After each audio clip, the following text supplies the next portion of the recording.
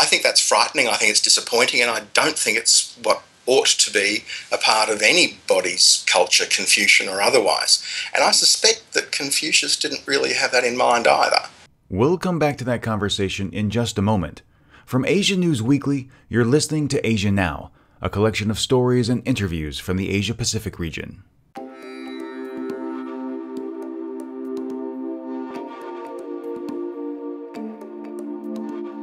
East Asian students consistently placed at the top of standardized tests. Western nations are now looking for answers on how to boost their own scores. Could the Korean education system be that answer? It's just one conversation taking place in Asia now.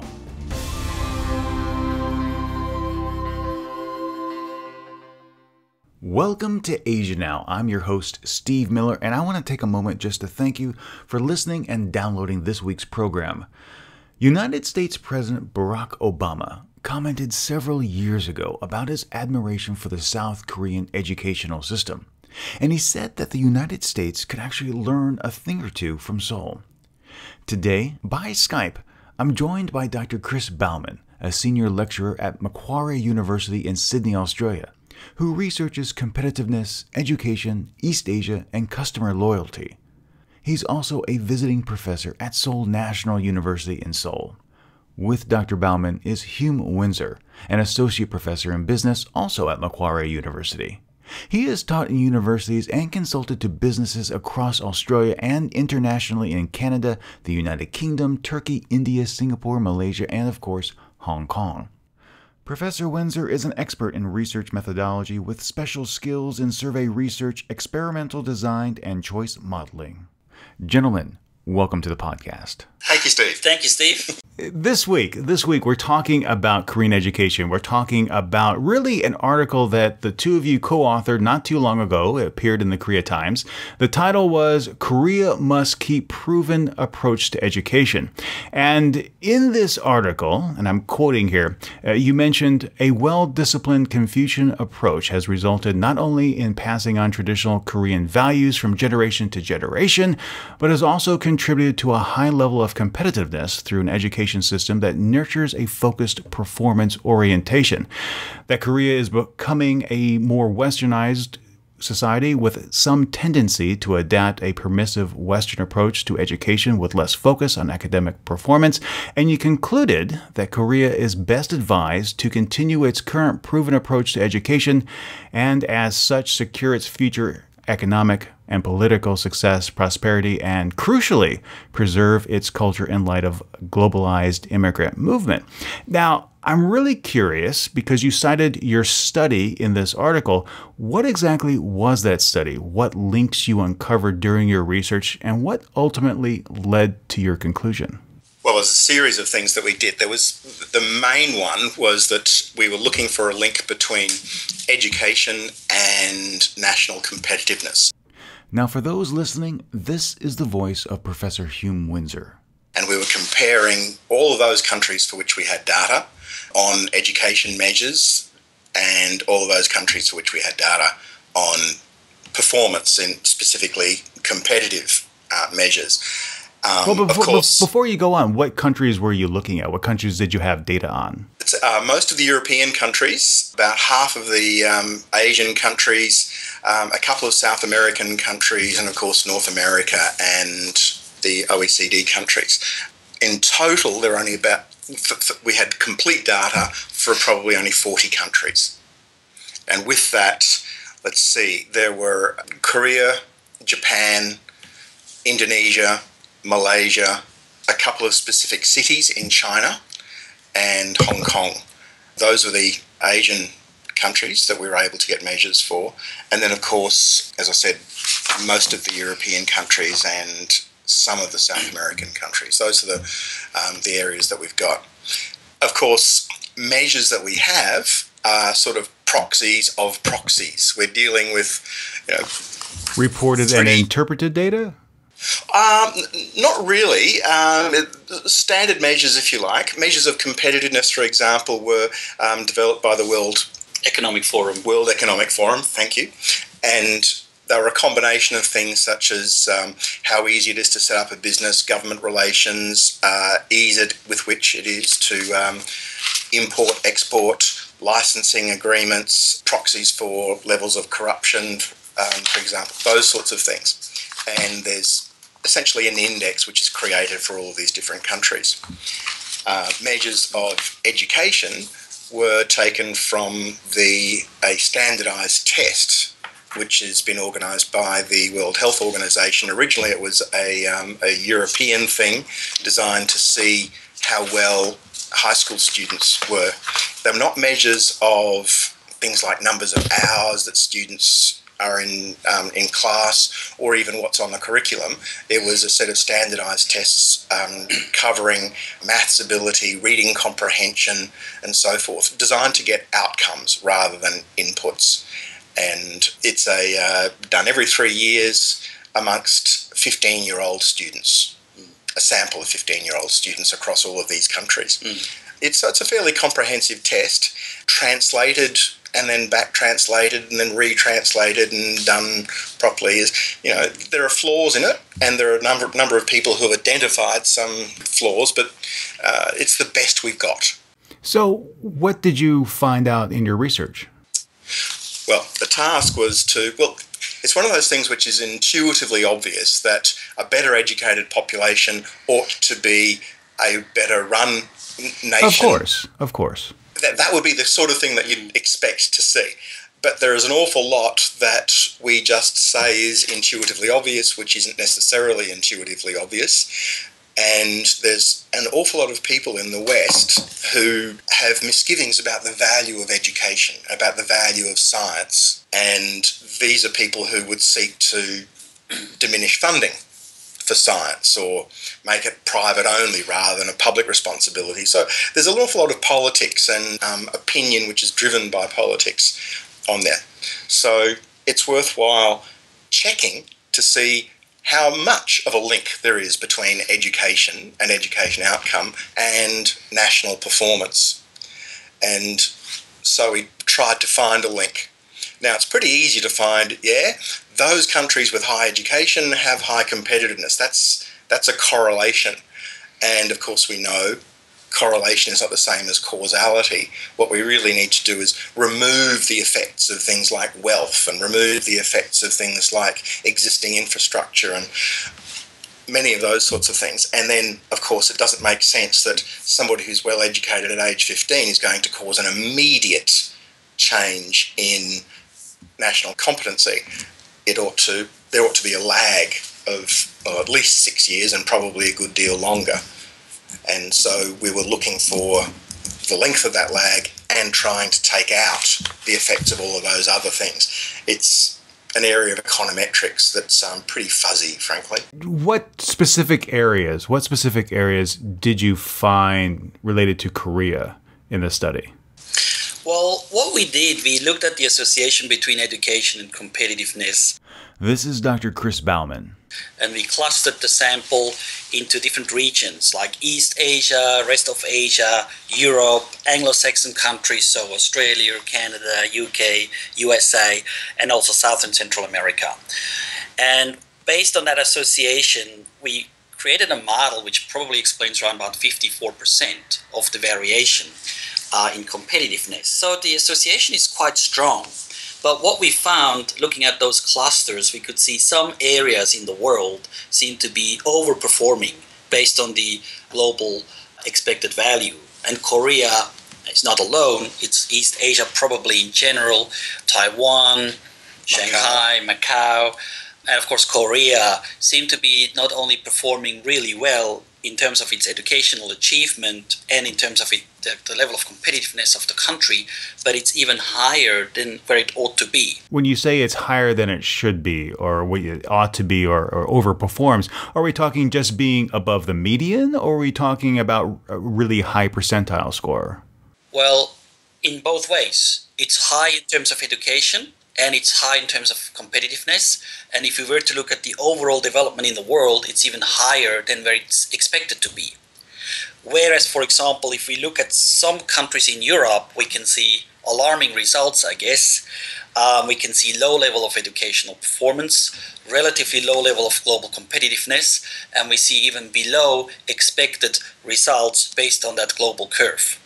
So if we were to then conclude for a country like South Korea, based on the current way education is performed, it appears to have resulted in a high level of competitiveness on a global scale of the country.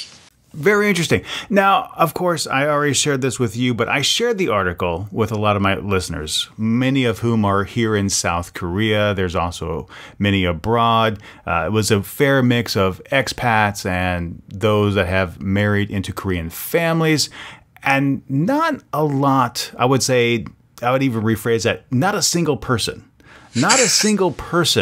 agreed with your recommendation that Korea should still continue to have this educational model. It wasn't necessarily that it didn't produce the good test results. It was that the model itself was detrimental to society. And this is how one person put it. It's a system that produces robots, not people. The Korean students have so much talent and creativity, but they're hobbled by an education system that pushes them into small little holes and stifles any innovative thoughts. Do you think, based on your data, that is a fair criticism of the system, or is this just one aspect of what that person sees? I'm going to go with the latter. Okay. Me too. Me too. Well, okay, first up, the data that we have was measuring outcomes of education.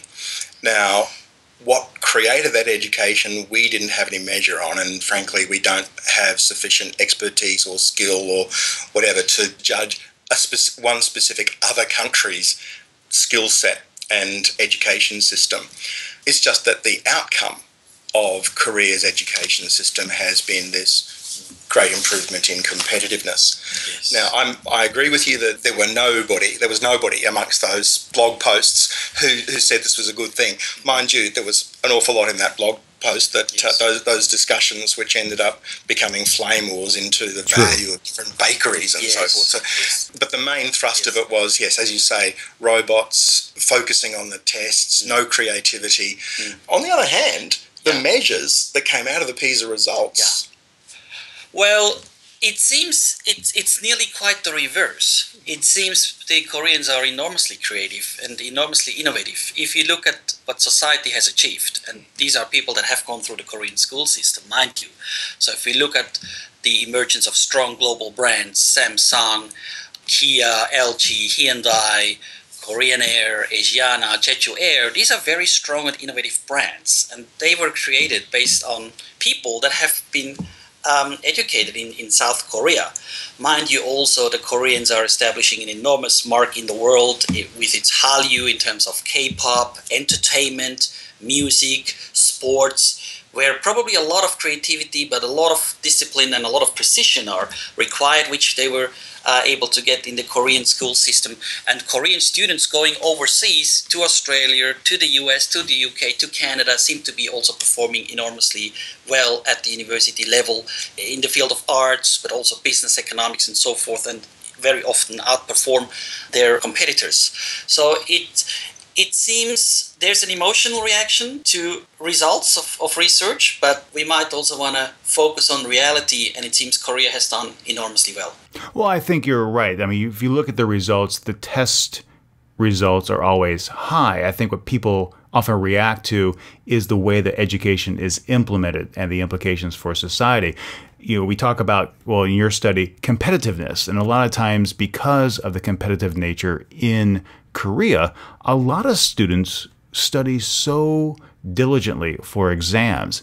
And if they don't earn that 100% on exam, they often look at it as a failure. I've been teaching in South Korea for 6 years, and I remember very vividly a student was ashamed when she got a 96 out of 100 on a school midterm, which I thought was a brilliant move. You have this large exam, and in the United States, where I'm from, that's an A+. But here it was looked at as a failure. Yeah, we occasionally see students like that. I'm more likely to see students who get upset because they haven't quite made 50%. But occasionally you get people who get upset because they got 97, as you say. And I think we're starting to move outside of the domain of expertise that this paper was reflecting. But so we're just talking about personal opinions now. And one of the things that worries me about that kind of approach and similar approaches, which we see in various guises, is this notion that there's it's an all or nothing. That you either win by defeating other people, or you're a loser, a complete loser. That there is no plan B. That there is no other option except to be a winner. I think that's frightening. I think it's disappointing, and I don't think it's what ought to be a part of anybody's culture, Confucian or otherwise. And I suspect that Confucius didn't really have that in mind either. Let's turn back to the outcomes. Now, I'm really curious, because of the way that the education system here in Korea has, I would say, evolved. You have a tendency to go to public school, and if you do want to remain competitive, you need to go to the after-school hagwon. They have private schools, the private academies, to get extra schooling. And is that a good way to foster competitive nature, or is there something else that you think would be better served? Again, we're talking about personal opinion. Yeah, personally, I don't see that as a healthy thing. And secondly, I think we ought to be sure that we're not confusing the competitiveness of a nation with competitiveness amongst high school kids. I think those are completely different things. Mm-hmm. You know, a bunch of people who are competitive within a particular organisation, or competitive even within a small industry within a nation, is not anything to do with how a nation as a collectivity is competitive with other nations. But maybe let's flip it around. There's also an upside of the Korean education system, where education is valued highly by society, and I cannot see how this is negative. So it filters down to teacher selection. It's very prestigious to become a teacher. It's enormously prestigious to be a professor. So that means very talented and very passionate educators end up teaching the next generation at schools and at universities. So a focus on learning and a focus on performance, I personally perceive in a very positive way, and it seems to have served the country enormously well. In actual fact, many European countries are now looking to South Korea because their education results, their economic performance, their level of competitiveness have all dropped quite dramatically in some cases. Now they're all looking to East Asia and to Korea in particular, trying to learn from the Korean approach. So it seems to be this interesting development where the ones that have fallen behind are now looking at Korea and want to try and catch up with the successful model in South Korea. And at the same time, of course, it's always hard to preserve what we have achieved. So Korea has achieved a very high level of economic progression and strong innovation in its society, and also has got a very orderly society, which is attracting a lot of tourists and a lot of attention in the world media. So how to preserve these achievements is probably easy to jeopardize what we have achieved, and very hard to maintain all these achievements when we don't see it in a global context. I know, for example, Denmark has just changed its own school policy to increase the level of hours students are going to be spending in school, and it's going to be slightly more competitive. And it seems to be in reaction, at least in part, to the high achievements in South Korea, Taiwan, and Shanghai. But is it just a matter of sitting in a classroom, or is it producing a better curriculum that challenges students more so they can learn more? Oh, absolutely. And okay, now we're moving into the how classrooms are run and the culture surrounding those. Some interesting figures that we were just looking at the other day shows that school teachers in Australia and the United States and also the UK spend huge amounts of time face-to-face with students, with not an enormous amount of resulting from that. They effectively spend most of their time keeping the kids in order. And then you've got institutions in Finland and Germany and Korea as well, where just over half of that amount of time that the Australians and Americans are spending is actually in the classroom. And those teachers are spending more time talking to parents talking outside of official class time with students, doing collaborative work with them, and improving on their own skills, going to classes and so forth of their own. They're spending the same amount of time at work, but it's better utilized. It's better utilized. They're making use of it.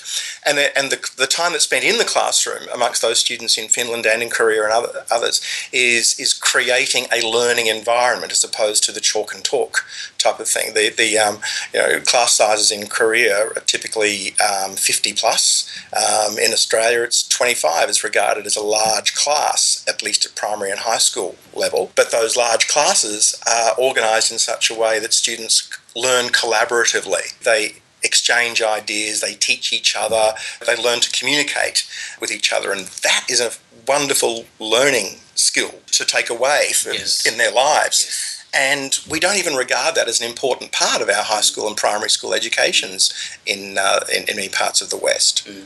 But that's so true. And it does seem that if you look at the overall time that is spent in a classroom in some Western countries, because of a lack of discipline, a teacher has to spend an enormous amount of time and energy attempting to keep the class in line with very limited success. And that leaves much less time for actual learning and discussing things that are exciting and students really want to learn about. Whereas in Korea and in China, there's quite a lot of evidence that the amount of time a teacher has to spend on such issues is relatively low. First of all, the teachers have already made sure that the class is well run, and also the parents have prepared their children to pay attention in class. So probably the net learning is higher, and that's exactly what we see in the PISA results. So it's across the board. It's for reading, science, and math on all three dimensions. East Asia, Korea in particular, but also Taiwan and Shanghai outperform the Western students by a long stretch.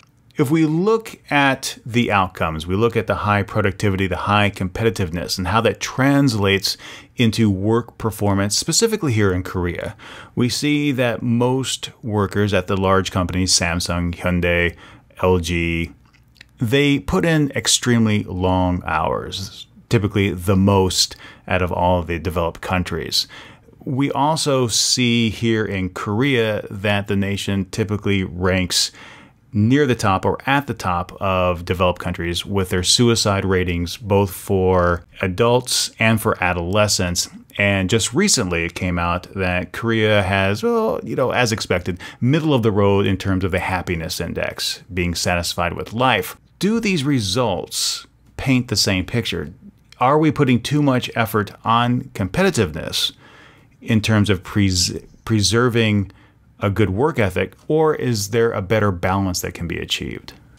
There's always a better balance that can be achieved. I mean, nobody likes the idea that suicides might be high. Nobody likes the idea. Well, you'd have to have a particularly strange kind of mindset to say, well, it's okay to have this many suicides because we've got such a competitive society. And I think that, well, personally, that brings us back to that it's not healthy to be regarding my whole life as being dependent on this one exam. That is a very, very unhealthy thing to be doing, and to be regarding that as okay as a teacher, as a citizen, as a policymaker, I think is a bad thing. I think if we look at the issue of mental health, of course we are not experts. We are business academics looking at education and competitiveness. We are no psychologists, but if we look at the Western world, we seem to be observing an enormous amount of students that have mental issues and need special attention, obesity, lack of discipline, lack of learning interest. I don't believe for a moment that this rate would be higher in South Korea in comparison to comparable nations if we factor in socio-economic backgrounds and so forth. In actual fact, it might even be better in South Korea. But at the same time, I'm also thinking about what are the long-term perspectives. So if we look at a nation like Korea, where it might be competitive, but there's also enormous amount of opportunities for young people. They can aspire to become a K-pop star. I've gone to one of those auditions for K-pop singers, and it was really charming to see and enormously inspiring to see how many young people have this dream to become a K-pop star. and this aspiration is probably fantastic. So young people have options. They can aspire to work for Samsung or aspire to work for Hyundai, or because they're so well educated go to the top schools in the US or in the UK or in Australia. So there's endless opportunities. So that's the positive side of a performance-driven society. If we look at Southern Europe, for example, we have countries where 50%, 50, of school leavers have no job. They could be very intelligent, they could be very smart, they could be talented, but no opportunities at all. And that is a source of frustration and increasing suicide rates in the making. So probably all up, it seems the Korean model provides young people with a very high level of education, strong learning, great passing on of Korean values, and prepares them for a fantastic future to come. I do have one last question for both of you. And given what you know about your native Australian academic system and what you've researched in East Asia, if you could recommend, would you rather have your own family and close personal friends attend the Korean system or the East Asian system, or would you rather them stay put in the Australian system? There are aspects of both that I really, really like. There is a certain freedom, I agree, in the Australian system, and there are aspects of discipline and structure which I like about the Korean system. I don't like the idea of requiring or feeling as if it's required to send my kids to special schools because the current school system isn't good enough or there isn't enough time applied to it. So I would not do that. And if that was required in order to get by at school, then I wouldn't do it. I would send them to a good Australian school, comfortable with the idea that they would get what they need there and have a life. Chris? I guess in Australia we are observing two streams right now. We're seeing two developments. First of all, we're seeing the academic performance all up dropping. And second of all, we're seeing the level of national competitiveness of our country dropping. That's not to say that we're not a beautiful country. Australia is enormously beautiful and has a lot to offer, and it's got a beautiful culture and beautiful people. But in terms of preparing the next generation for the future, well, you can probably guess where I'm heading. I must say there's a lot going for the Korean approach. I guess the learning factually seems to be higher. The young people learn more and better and more in depth. They are well groomed for a competitive world to come, because we must also understand this is all relative. So Korea has achieved a lot, but now there's the next category of countries trying to replicate, such as Vietnam, Thailand, and so forth. So what one slows down, the other will take over.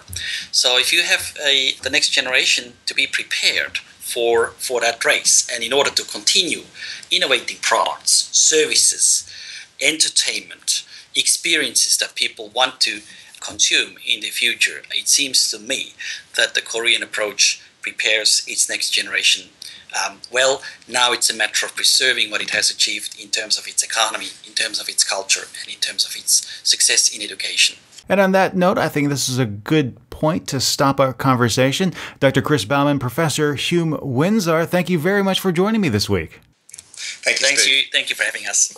If you would like to read the article that started this conversation, or take a look at a detailed spreadsheet with several research results, you'll be able to find that information in the show notes over at AsianNewsWeekly.net.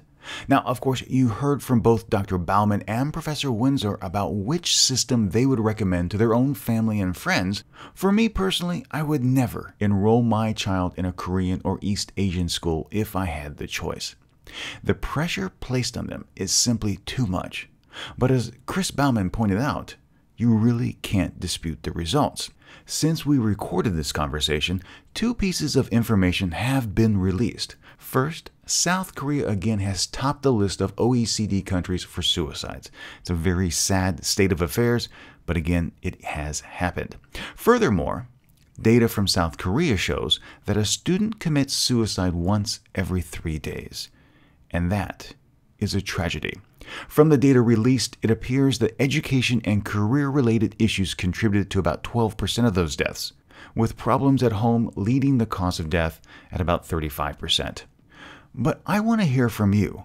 What educational system do you think is best? One that is like East Asian systems that consistently produces high test scores, or a more westernized approach that's relaxed but doesn't produce as high as results? Please leave your comments on our website, on Facebook, or Twitter. If you haven't found us on those social media sites, don't worry. Just look for Asian News Weekly. The exact address on Facebook is, of course, facebook.com/Asian News Weekly. On Twitter, again, at Asian News Weekly there. If you would prefer to send us an email, with your feedback, with your comments, or even questions about the show, just drop a line to asiannewsweekly@gmail.com. You can, of course, play and download every one of our shows on our website, asiannewsweekly.net, but you can also get the show in podcast form on Stitcher, iTunes, or TuneIn Radio. And if you really enjoyed this episode, please share it with your friends and subscribe to the podcast so you won't miss the next one. Well, everyone, that is it for today's show. I want to thank you so much for listening. For Asia Now, I'm Steve Miller.